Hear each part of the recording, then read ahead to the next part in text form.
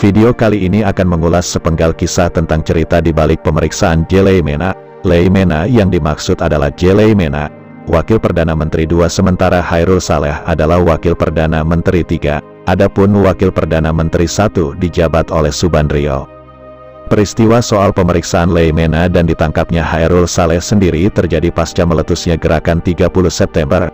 Ketika itu pasca G30S, Maijen Soeharto sudah diangkat Presiden Soekarno sebagai Pangkop Kamtib, dan dalam kapasitasnya sebagai Pangkop Kamtib, Jenderal Soeharto kemudian membentuk tim pemeriksa pusat, TPRPU. Tim inilah yang diberi wewenang untuk memeriksa orang-orang atau para pelaku yang dianggap terlibat dalam peristiwa gerakan 30 September.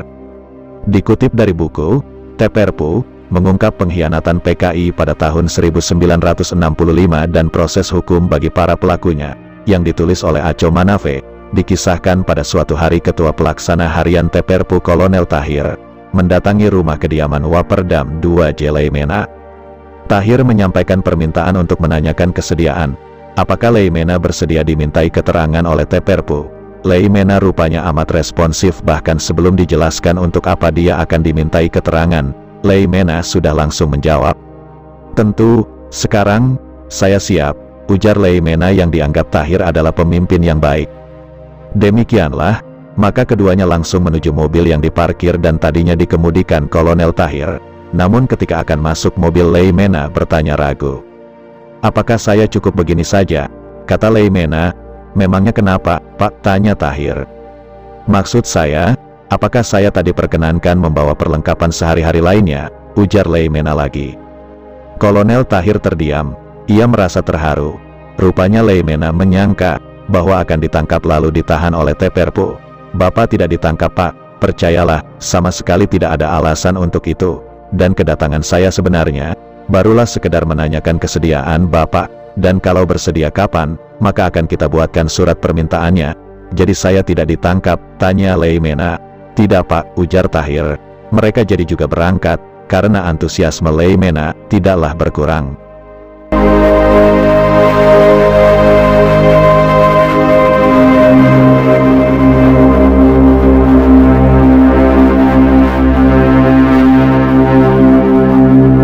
Menurut Aco Manafe, perkembangan situasi setelah percobaan kudeta melalui gerakan 30 September memang menempatkan TPRPU menjadi sebuah lembaga hukum yang pernah amat super di Indonesia, baik secara politis maupun secara hukum. Selaku aparat hukum Kopkamtib, akhirnya TPRPU memiliki kewenangan untuk menginterogasi tokoh-tokoh seperti Waperdam Subandrio dan Hairul Saleh yang saat itu merupakan orang kedua dan ketiga di Indonesia setelah Bung Karno. Apalagi kemudian berkembang berbagai pendapat tentang posisi Bung Karno, apakah terlibat gerakan 30 September atau tidak, suatu masalah politik dan hukum yang hanya TPRPU yang dianggap berhak memeriksanya. Tentang Bung Karno, Kolonel Tahir berkata, tak pernah TPRPU menginterogasi Bung Karno, entah kalau aparat lain, Intel misalnya, ujarnya. Pada tahap awalnya, tim pemeriksa bersifat simultan mengadakan penumpasan sambil membersihkan diri, karena tidak tahu mana kawan dan mana lawan. Ketika TPRPU memproses seluruh kegiatan agar berarah ke suatu sistem pemeriksaan, maka masalah pertama yang dihadapi adalah harus memilih siapa kawan dan siapa lawan. "Confusing kita waktu itu," ujar Kolonel Sujono, salah seorang perwira TPRPU. "Sebab ada kemungkinan kesatuan yang sekarang menumpas, beberapa kemudian ada yang ketahuan terlibat, di CPM sendiri pun ada yang terlibat. Pernah kejadian, dulu itu ada auditor yang terlibat, yaitu Kolonel Partono," ungkap Kolonel Sujono.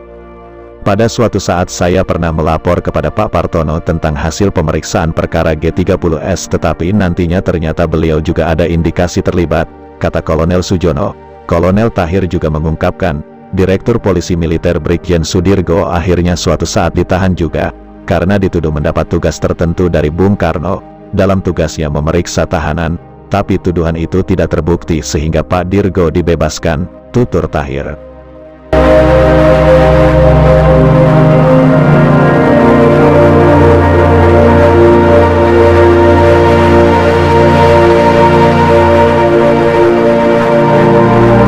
Menurut Tahir, salah satu pengalaman anggota TPRPU yang paling buruk dan tak masuk akal adalah berkaitan dengan penahanan dan pemeriksaan Waperdam 3, Hairul Saleh. Mungkin publik mengira Hairul Saleh masuk penjara karena dia itu PKI.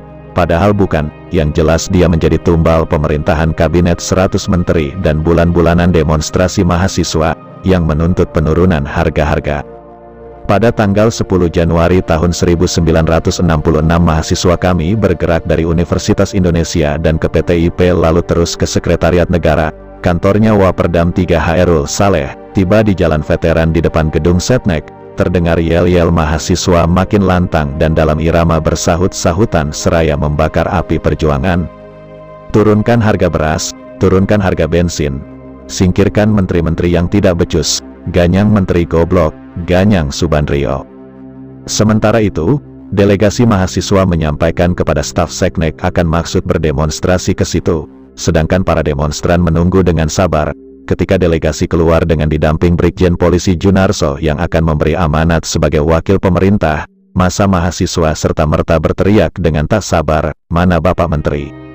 Kami minta Menteri." Ketika anggota staf Seknek itu hendak bicara, spontan dijawab massa, "Tidak mau, tidak mau, kami inginkan Menteri."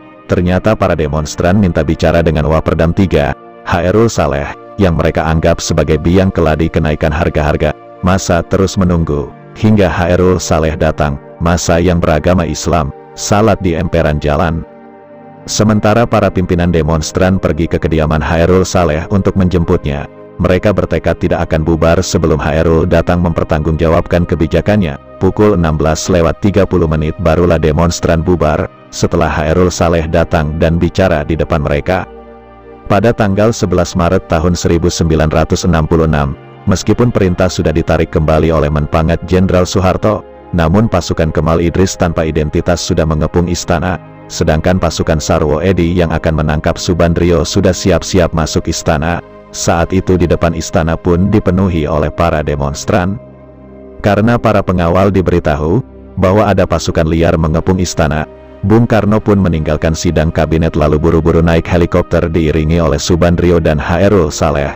Dan yang diserahi memimpin sidang selanjutnya adalah Waperdam 2 Jeleimena.